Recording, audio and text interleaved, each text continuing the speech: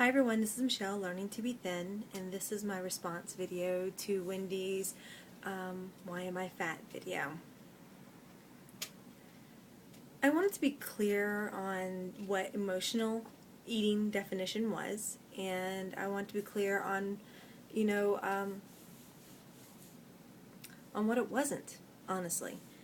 And basically, a physical hunger is hunger that creeps up over time. You give yourself choices when you're physically hungry. You can control it a lot better because you can anticipate it coming. Emotional eating happens instantly. You generally reach for different foods on different levels of comfort. You reach for pizza and steak and things of that sort when you're happy. You reach for ice cream and cookies and cake when you're sad. And when you're bored, you reach for salty things like chips or pretzels. That is basically the definition of emotional eating. It's a hunger that is instant, and you reach for a certain type of food to satisfy it. It's not a true, actual stomach growling hunger, and it's not hunger that is even satisfied by the food. All the food does is create a distraction for your mind and a way to zone out of the issue.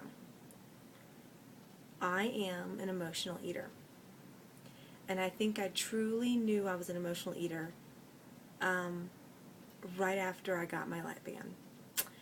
I'm sure I knew before. I mean, really, honestly, I'm pretty sure I knew before, but the physical banding of my stomach and having to do the liquid diet after the surgery, I didn't have to do it before the surgery, but having to do that liquid diet after the surgery, to where I was if you go back and look at my videos, I was in a lot of pain. I don't handle pain well. I don't handle pain medicine well. So I was double whammied because I wasn't taking anything but Tylenol, and I was having a lot of port issues at that time. So I felt horrible. I could smell the comfort food being cooked in my house by my mother-in-law, who was at my house. And I literally sat in my room and cried. I cried for probably a week straight. Every meal I would leave. I couldn't sit and watch my family eat. I had to leave. I just wanted to disappear. I wanted to go away because I had no way of handling the pain that I was in without food. I was miserable. I was so sad. That's when I realized I was an emotional eater. I have since kind of treated my band as a stop tool for emotional eating. Now, a lot of people say that they'll pick up slider foods and will eat around their band, so to speak. I follow the rules, I eat the protein, and then if I want that piece of chocolate, I'll have it. But I have to count it. The way that I combat emotional eating is by journaling every single thing that I eat. That is how I combat it. And I have to write down everything is what works for me. I have to weigh it out. I have to know the exact calories, and it gets monotonous, and it gets tedious, and it gets hard, but I have to do it. Otherwise, I will cheat. I will be up at 9 o'clock at night, and I will decide that I want chocolate. Why do I want chocolate? Because I'm sad about something, or I'm happy about something, or whatever it is. Or I just want to sit on a sofa with my husband and pretend that we've never had weight issues, and I'm just going to eat like I think I used to. I don't know.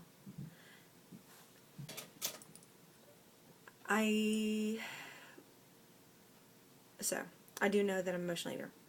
I haven't answered the question, though, why I'm fat. So here's the answer. I am fat because I had a very unhappy childhood. I was abused by my father. physically abused by my father. And whenever the abuse was over, I was given food to comfort me afterwards. I would not say that my mother is an unloving mother. I would say that my mom didn't know what to do. So I don't ever remember being scooped up and told that everything's going to be okay. It didn't happen. There were no heroes in my story. And nobody rescued me. The only thing that was there was what I could get. And that was Little Debbie cakes, and it was sugar from the sugar bowl. It was chocolate morsels meant for chocolate chip cookies one day. We didn't even buy orange juice with sugar in it because they thought that I had such a bad sugar addiction that they wouldn't keep anything in the house that could possibly be something that I could eat. And so, yeah, I was an unhappy kid, and I ate. I didn't really become fat until after my daughter was born. I was a stay-at-home mom. I was 19 years old. I had no friends because all of them had gone to college and none of them had babies like me, and I was lonely. My husband kept going on TDYs out of the country and leaving me for 6 to 8 months to a year at a time. And every time he came home, I was fatter and fatter. And I just ate my way through my daughter's childhood. I know this for a fact because my daughter the other day was talking to me. She goes, "It's really weird seeing you like this." And then I told her, I said, "You've never seen me 185 pounds before." She says, "Nope, never." She's 20. So, that's why I got fat. I'm an emotional eater. Simply put, I will eat when I'm happy, I'll eat when I'm sad, and when I'm really sad, I don't give a crap. So, to keep myself in check, I have to be accountable to my journal. I have to know those numbers, and I have to set rules for myself. And my rule is 1,200 calories a day. 1,200 calories a day gives me a little room to have something different that is out of the protein norm that I normally have with my band. But I'll be honest with you, I let my band work for me. I eat protein until I am full, and then I say, "Eat that cookie." I can't. So it works for me. I stay away from ice cream, I stay away from milkshakes, I stay away from all the stuff that's going to go down easy. And I just have to mentally do this for myself. The biggest thing for me is that I'm no longer a victim. I'm no longer the person who needs to be made feel better with candy and food. I'm no longer that person. She's gone. And I want my body to reflect who I really am. And I'm working on it.